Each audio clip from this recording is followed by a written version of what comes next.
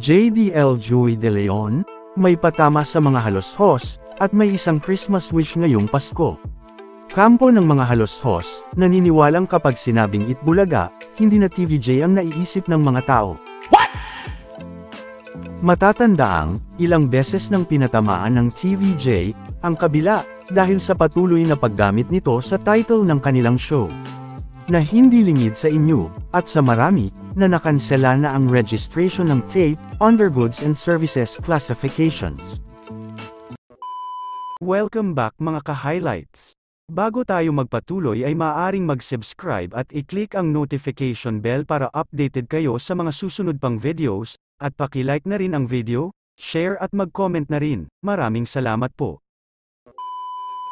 At sa IG post nga ni JDL, ay makikita ang kanyang post na ito, na may caption na, "Syempre maligayang Pasko rin sa lahat. Ang wish ko ngayong Pasko, sana magbago na ng title yung ibang show. Nyek, joke lang. Healthy 2024 to all." Na kung saan, ay mababasa rin ang mga positibong mga comments patungkol dito.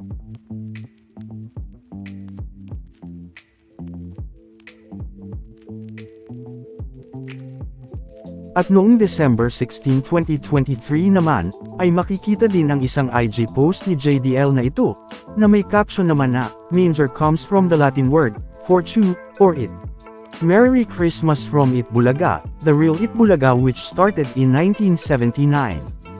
Samantala, ayon naman sa kampo ng mga halos-hos, ay hindi na TVJ, ang naiisip ng mga tao kapag sinasabing Itbulaga. Sa katunayan nga, ay ito ang sinabi ng kanilang legal counsel sa kanilang panayam sa Pep Troika, noong December 13, 2023.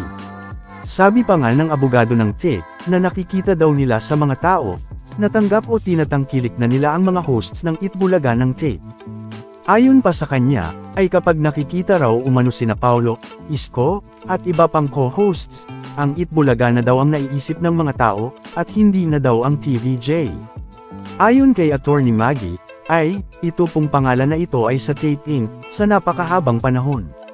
Yung association po ng pangalan is hindi po masasabi kong ngayon, dahil ngayon nga po may mga bago ng hosts. In fact, pag nakita nyo po si Yorme, nakita nyo po si Paulo Contis, Itbulaga na rin ang naiisip nila. So, ibig sabihin, yung temporary association of the name, kaya po yan. Yun lang po ang sinasabi kong mga segments, ang mga kanta, dahil nakalagay yung pangalan nila sa kanta, yun po ang hindi namin ginamit. Pero yung titulo, lahat po ng mga producer, alam po ito, na pwede kang magpasok ng bagong host sa show mo. Pwede kang maglagay ng iba't ibang segments sa show mo. Hindi mo kailangang magpaalam sa dati mong mga hosts. So, yun po ang ipinaglalaban ng Tape Inc., kaya po even if, yun po, ang Itbulaga po ngayon, may mga bagong hosts na. Associated na rin naman po at tinanggap na ng taong bayan, na ang Itbulaga na may mga bagong hosts. Na pag naiisip nila ang Itbulaga, hindi na TVJ ang iniisip nila, sina Paulo Contis na, sina Yorme, and yun po yung nakikita namin.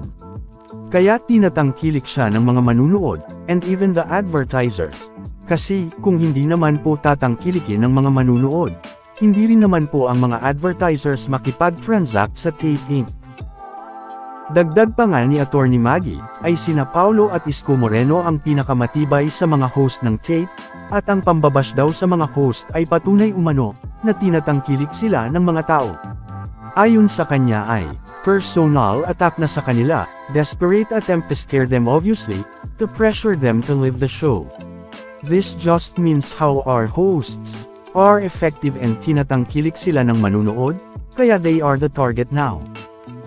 Samantala, kung babalikan naman ang mga sinabi ng kampo ng TVJ, sa kanilang press con, noong December 6, 2023, ay respeto lamang ang hinihingi nila, gaya ng pagrespeto nila at hindi paggamit noon sa pangalan ng Itbulaga.